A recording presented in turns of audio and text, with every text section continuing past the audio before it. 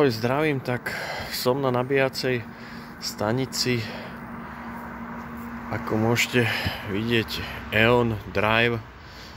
Sú tu naozaj veľa portov, tu sú konkrétne 1, 2, 3.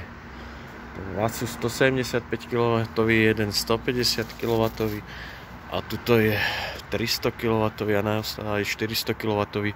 Tuto hore nado mnou je diaľnica, takže naozaj